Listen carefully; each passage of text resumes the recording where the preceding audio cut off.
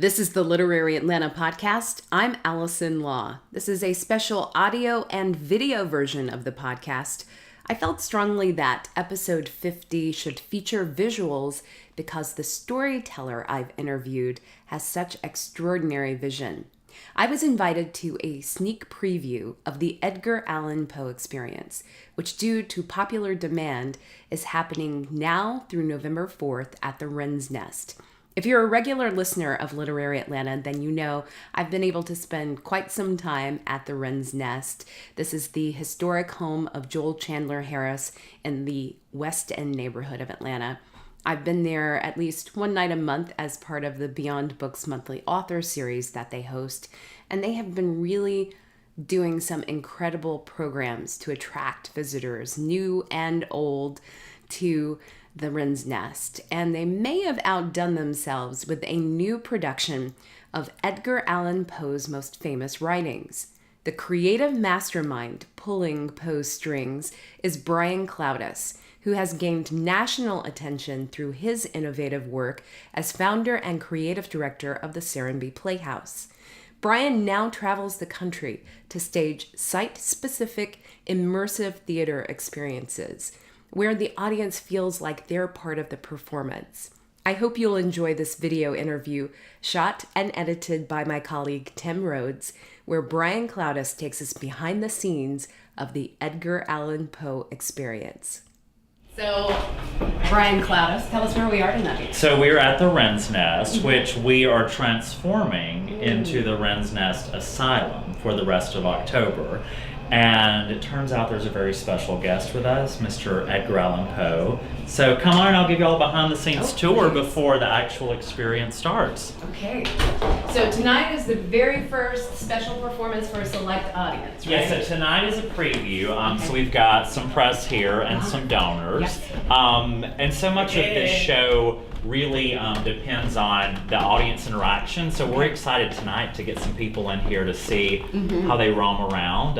It's on your feet, so you follow the entire experience on your feet. Okay. And so here is we call this the parlor room. All right. So if at any time during the show you just want to chill out and not be so actively engaged, you can just sip on a cocktail in here. All right.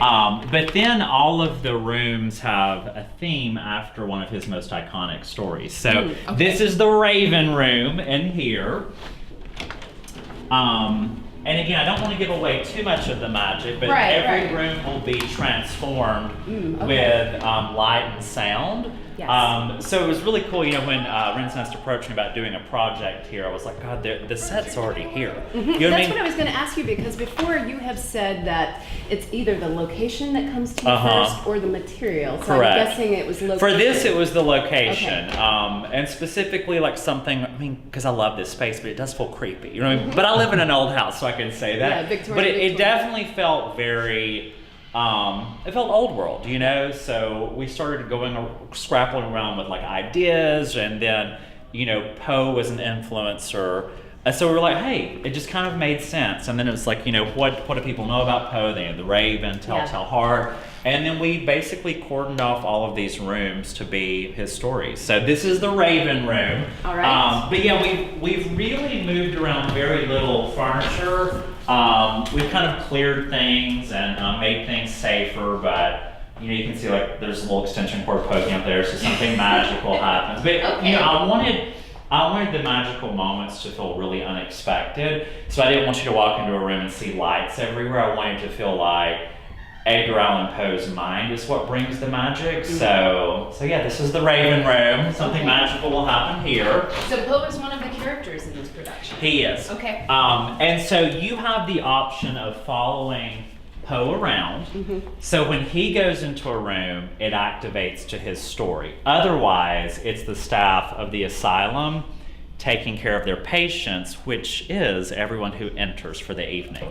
So every audience member is a new patient at the Wren's Nest Asylum. Oh, excellent. So there's lots of improv, and you could be sitting in a room getting a therapy treatment from one of the nurses, but when Poe comes in, he doesn't see the nurse, he sees the Raven. So in his mind, he is seeing what's in there as opposed to what's actual. And it really kind of chronicles him losing his mind and falling apart. He went crazy in his last days. Yes. And he was screaming for this name. I'm getting shadow. I was like, about to what you do.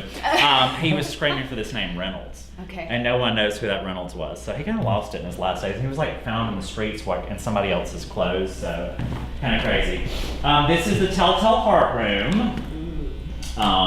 So again, magical stuff will be happening in here. How did you decide which stories? I mean, he was a prolific writer in his time. Yeah, I mean, I wanted to do the stories that had most kind of like notoriety. I think the Raven, everyone knows the Raven. Right. And even if they don't know the story, they know that symbol of the Raven.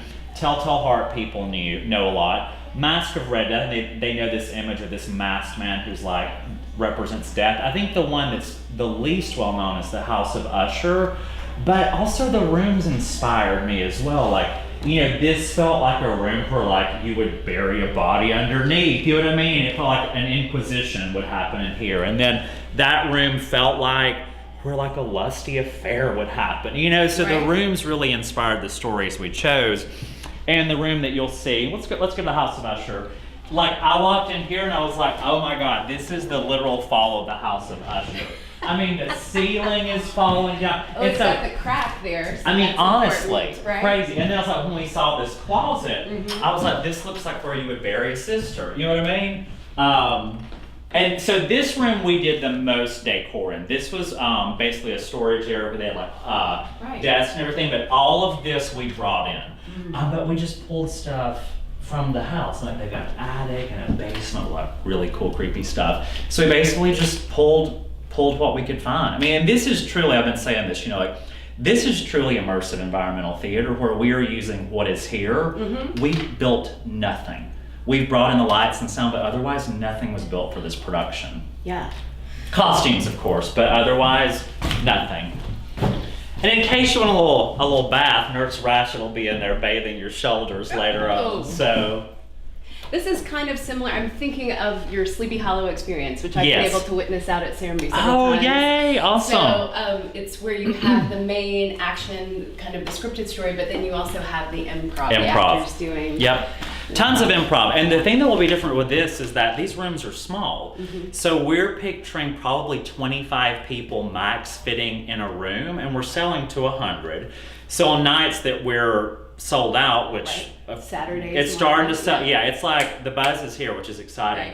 25 people would be in one room, and then 75 other people are wandering around to the other spaces. So I'm anxious to see like what audiences figure out, what they like try to figure out. It definitely has like a Sleep No More vibe. I'm comparing it to that, which is the New York experience. You know, you put on a mask and, you know, you're really in control of your journey. So if you're an audience member and you wanted to see this story over and over again, you could choose to stay in this room for the entire, you know, hour and 20 minutes. Or if you want to like follow Poe around and get all of his stories, but yeah, so it's like you get to be in control of your journey, which is fun. And hopefully people will come and see it over and over again, and because you'll pick up different things, you know?